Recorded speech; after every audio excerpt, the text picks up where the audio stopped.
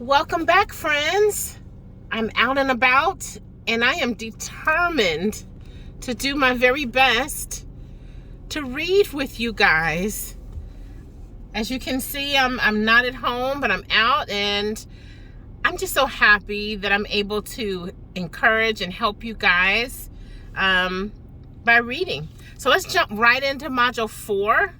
I'm going to read as long as I can here while I'm waiting on my daughter who's taking the PSAT today. And then I'll pick back up and post more later, okay? All right, guys, here we go. We're Module 4, Kingdom Fungi. Introduction.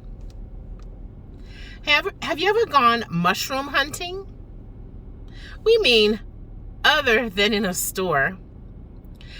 Where did you search for the mushrooms? Most likely you look for them in decaying mats of leaves, piles of dead tree limbs, or other places where the remains of dead plants and animals are found. Why? Well, mushrooms are a part of kingdom fungi, and most of the organisms in this kingdom are saprophytic. In other words, they are the decomposers that promote the decay of once living matter. As we mentioned back in module number 1, the role of the decomposers in nature is very important. In a single autumn, the average elm tree will drop as much as 400 pounds of leaves on the ground. If it were not for fungi and other decomposers, those leaves would continue to pile up until the tree choked on its own dead leaves in just a few seasons. Because of the decomposers, however, the leaves will be broken down into chemicals that can then be reused by the tree and the other organisms in creation. Although mushrooms are the most well-known fungi, there are many other organisms that make up this important kingdom. For example, the yeast that is used to make bread is a member of kingdom fungi. The mold that later grows on that bread is also a fungus. There are some rather exotic creatures such as slime molds that belong to this important kingdom as well. Some fungi are beneficial to us beyond their roles as decomposers. We eat some fungi. Other fungi are used in the production of cheese. Others are used in baking. And some even produce important medicine. Still, other members of kingdom fungi are pathogenic. Diseases such as St. Anthony's fire, histoplasmosis, potato wart, and Dutch elm disease are all caused by fungi. A study of kingdom fungi, then, should prove to be quite interesting. Note, in order to perform experiment 4.3, you will need to grow some mold on bread, jelly, and or fruit. You need to start that process now. To do this, take a slice of bread, sprinkle a little water on it, a sample of jelly, and a piece of sliced fruit, and set them out in the open. Putting them outside works best, but you'll need to find a place where the birds and other animals cannot get to them. If you can't find such a place outside, put them somewhere like a garage or shed. They will attract fruit flies, so do not put them in the house. If you live in a very arid climate like Arizona, put the samples in a plastic bag with some water. Keep the plastic bag open and on its side. This will keep the samples moist, which is necessary for the growth of molds, but it will also keep them exposed to air. As you read through the first part of this module, the mold should start to grow. By the time you reach experiment 4.3, at least one of the samples should have mold on it. The experiment has non-microscope components, so you should prepare for it whether or not you have a microscope. General characteristics of fungi. Although very diverse, the organisms in kingdom fungi do not vary nearly as widely as those in kingdom protista. As a result, we can identify a few general characteristics for the vast majority of fungi. For example, most fungi are heterotrophs. Most are saprophytic, feeding on the remains of dead organisms, although there are a few species that are parasitic, feeding on live organisms or living hosts. Whether saprophytic or parasitic, however, fungi digest their food outside of their bodies. The fungus grows on and in its food, secreting a chemical onto the food that digests it before it is ingested. The digested food is then absorbed into the cells of the fungus as a quick source of nutrition and energy. This extracellular digestion can be beneficial to other organisms, which often absorb some of the nutrients before the fungus has a chance to absorb them. Extracellular digestion. Digestion that takes place outside of the cell. If a fungus is harmful to other creatures, it is often the substances that the fungus excretes for extracellular digestion which are responsible for the harm that it inflicts. Another trait common to all fungi is an aspect of reproduction. All fungi reproduce by making spores. Most fungi have other means of reproduction at their disposal as well, but they all have this mode of reproduction in common. If the fungus is multicellular, as most are, the fungus will form a specialized structure to produce the spores. Once the spores are produced, they are dispersed from the fungus and begin to develop on their own. In the next section, we will look at the reproduction of fungi in detail. First, however, we need to learn a few more general characteristics of fungi. The vast majority of fungi are multicellular creatures. The largest part of their body is the part that performs extracellular digestion and absorbs the digested food. This part of the fungus, called the mycelium, is composed of many interwoven filaments called hyphae. Mycelium. Plural is mycelia. The part of the fungus responsible for extracellular digestion and absorption of the digested food. Hyphae.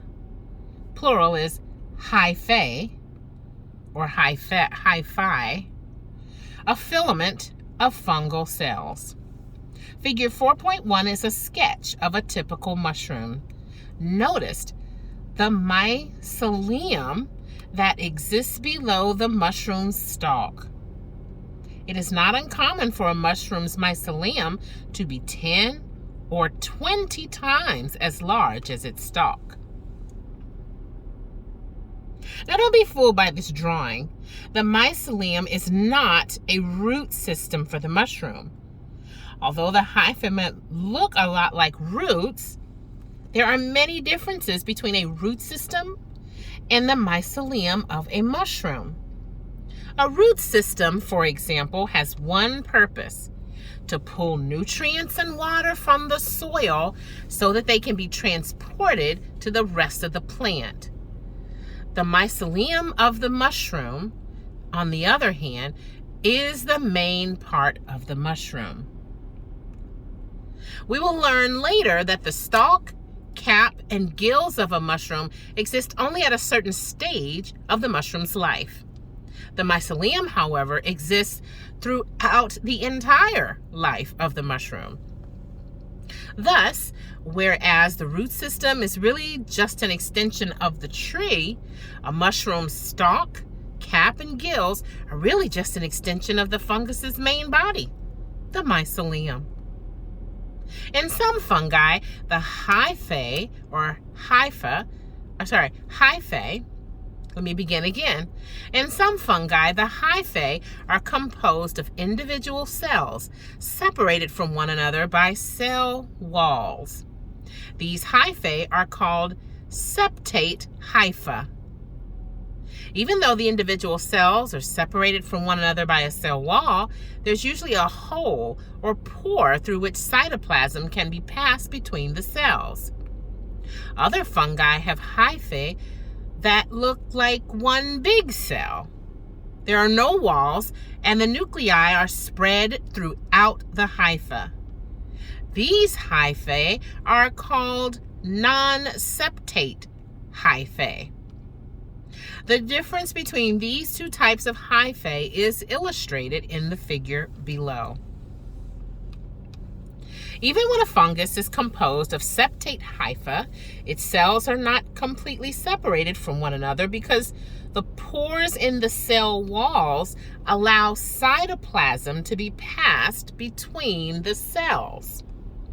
This is a characteristic that is unique to kingdom fungi. Colonial protistans and monarans have cells that group together, but the cells do not exchange cytoplasm. Plants and animals are multicellular, but their individual cells are completely separate. They do not exchange cytoplasm. In kingdom fungi, the cells are not completely separate. Many fungi have hyphae that are designed to perform specific tasks. If a hypha is part of the mycelium, for example, it is called a rhizoid hypha. Rhizoid hypha, a hypha that is embedded in the material on which the fungus grows. Rhizoid hyphae are responsible for supporting the fungus and digesting the food.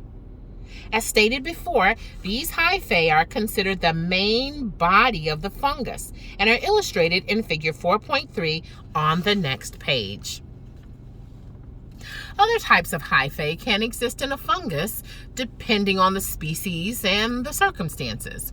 For example, an aerial hypha is not embedded in the material on which the fungus grows.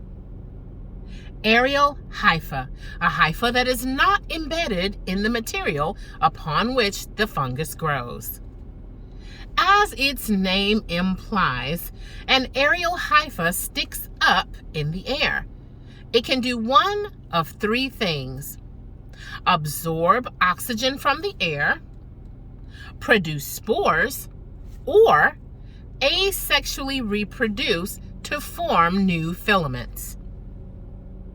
If the hypha performs one of the latter two jobs, it is further specified as either a sporophore or a stolon, respectively. Sporophore, specialized aerial hypha that produces spores. Stolon, an aerial hypha that asexually reproduces to make more filaments. Often, a sporophore will form its spores with an enclosure. When this happens, the sporophore is called sporangiophore. If no enclosure is made, the sporophore is called a conidiophore. Sporophores are not the only way that fungi produce their spores. Likewise, stolons are not the only way a fungus asexually reproduces.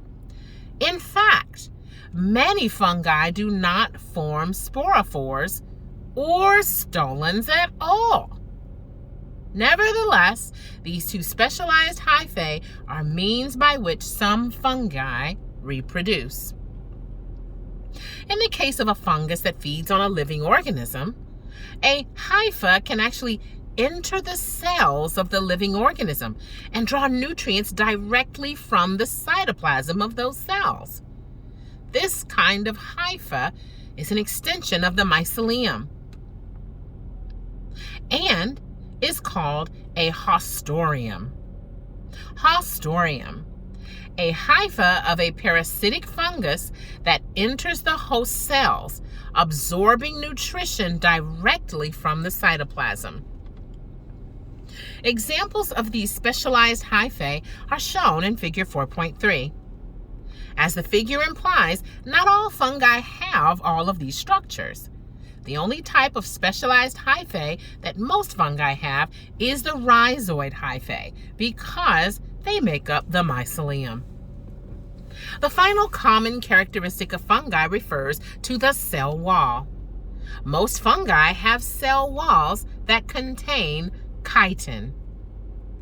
Chitin, a chemical that provides both toughness and flexibility.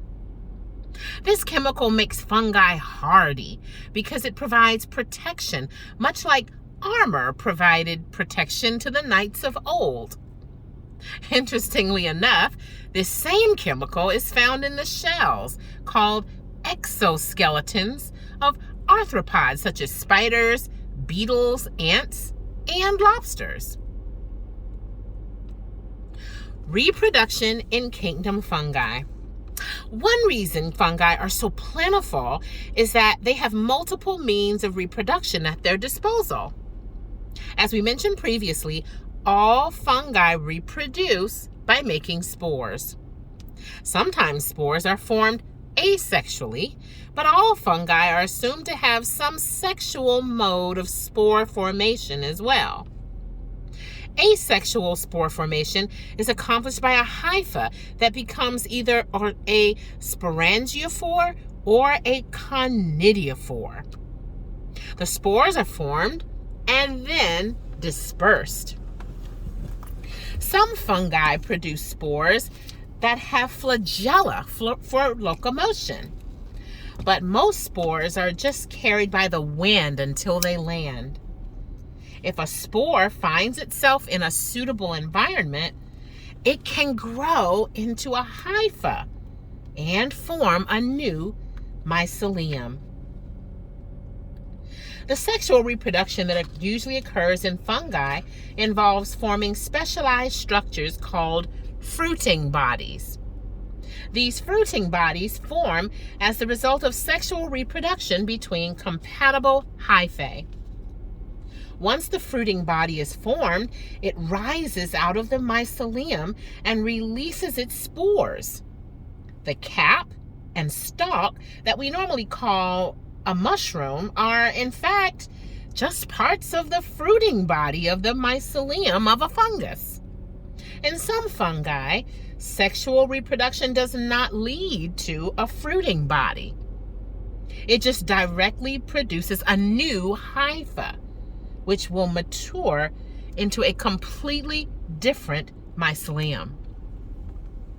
Although spore formation is the reproductive mode common to all fungi, most can also reproduce by other asexual means. The hyphae cells in the mycelium can reproduce asexually, increasing the size of the mycelium. Also, when a stolon is formed, the cells within it will reproduce asexually, lengthening the stolon. After the stolon reaches a certain length, it will begin to reproduce into hyphae that will form the mycelium of a new fungus. Because the stolon is still attached to both the parent fungus and the new fungus, these fungi will always be attached by the stolon that gave rise to the new fungus. The new fungus can then form another stolon, which will give rise to yet another fungus. This process can be repeated over and over again, so it is not uncommon to find long chains of fungi, all linked together by stolons. Classification in kingdom fungi. Kingdom fungi is divided into 6 phyla.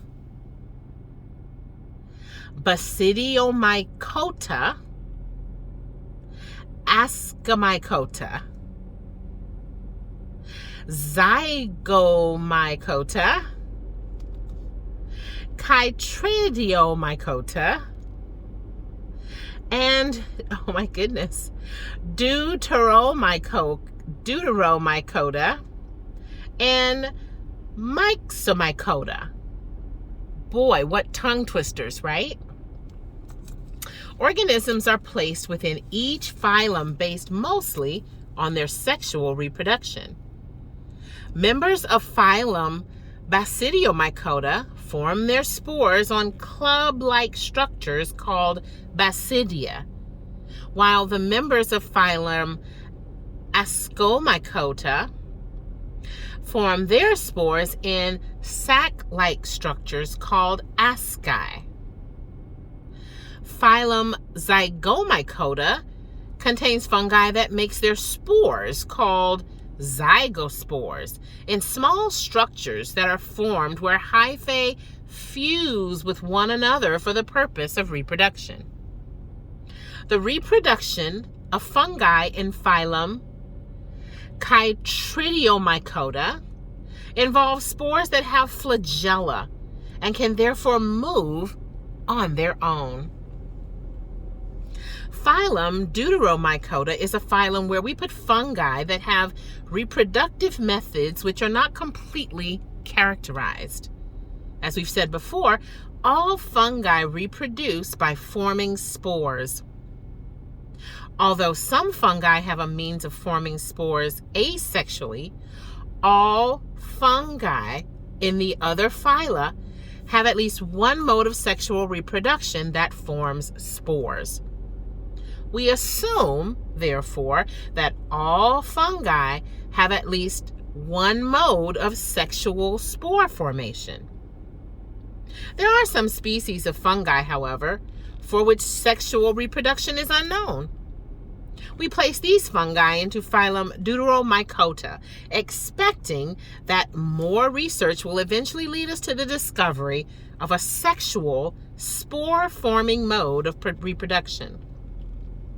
If such a mode is found for a fungus in this phylum, it is reclassified into one of the other phyla. Of course, it is possible that some fungi have no sexual mode of reproduction. Thus, it is possible that some fungi will never move out of phylum Deuteromycota. The last phylum in kingdom fungi, let me look it again. Oh, I got it right. Myxomycota. This is that last phylum, Myxomycota, in kingdom fungi. It's rather controversial. Let me read that sentence again. The last phylum in kingdom fungi, Myxomycota, is rather controversial. This phylum contains the strange organisms known as slime molds. These interesting creatures grow in moist habitats on the decaying remains of living creatures, particularly trees, or, in some cases, exist as parasites that feed on living plants. They're typically brightly colored and slimy to the touch. In many ways, they resemble protozoa. Most of the time, they behave like a colony of single-celled creatures. However, at some point in their life cycle, many of them produce sporophores for reproduction. Since a sporophore is generally associated with a fungus, slime molds tend to resemble fungi during this stage of their life. Since the slime molds resemble protozoa during a part of their life cycle and fungi during another part of their life cycle, there's much controversy as to whether to place these creatures in kingdom protista or kingdom fungi. We choose to place them in kingdom fungi for two reasons. First, since they reproduce by forming spores from specialized structures, they seem to fit in with the other fungi. Also, they're found in the same type of habitats as fungi, so it only seems natural to consider them a part of this kingdom. Be warned, however, that the next biology book you read might classify the slime molds as belonging to Kingdom Protista. Table 4.1 sums up the classification of fungi into phyla. Do not try to memorize the names of the phyla. They will always be given to you on tests. Instead, learn the characteristics that separate organisms into this phyla, or into these phyla.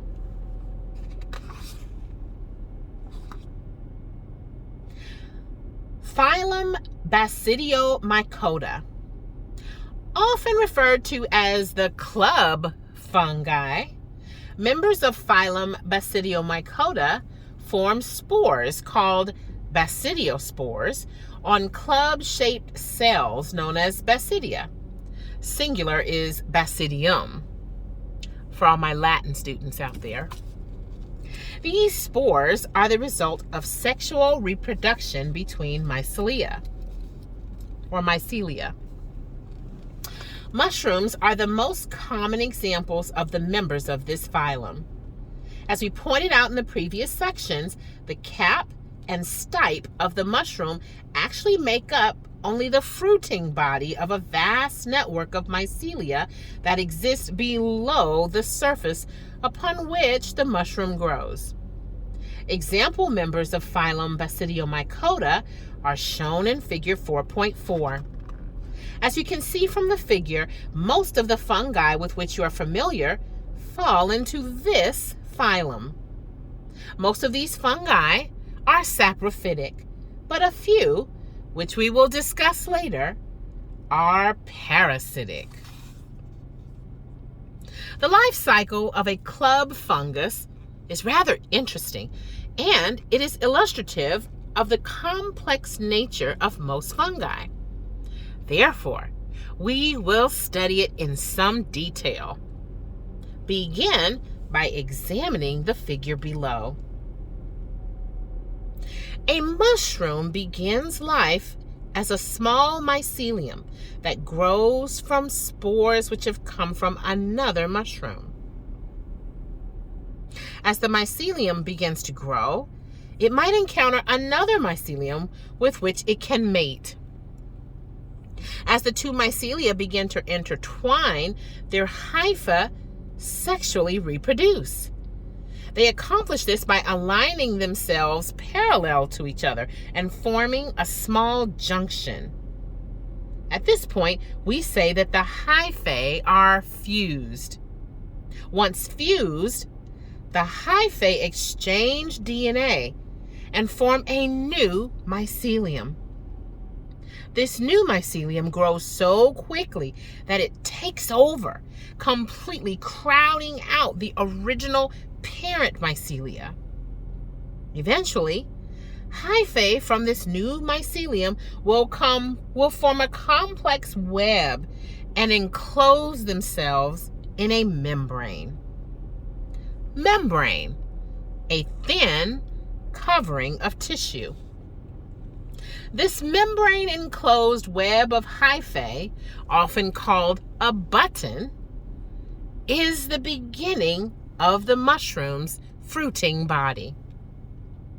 When the hyphae are formed in the membrane, we say that the mushroom has reached the button stage of its existence. At this point, the hyphae begin filling with water quickly, and eventually the stipe and cap of the mushroom break through the membrane. The hyphae fill with water so quickly during the button stage that the stipe and cap of a mushroom can literally pop up out of the membrane overnight. Since many mushrooms are hard to see in their button stage, it gives the illusion that a mushroom formed itself overnight, even though the mushroom that you see is the result of many days' growth. The stipe and cap of a mushroom form the fruiting body of a fungus, and that body's main function is to produce spores, which can grow into new mycelia. The cap is full of gills, small plates that are lined with basidia. The basidia spores contained on the basidia are released from the mushroom, where wind and water carry them to a new location, starting the process all over again. Once the fruiting body of the mushroom releases all of its spores, it withers and dies. Of course, the fungus is still very much alive because the mycelium is still digesting and absorbing nutrients below the surface. Eventually, more mycelia will sexually reproduce, clump together, and form another fruiting body. We will pause there for today and pick up on page 105, third paragraph, very soon. Thank you so much for reading with me. Bless you.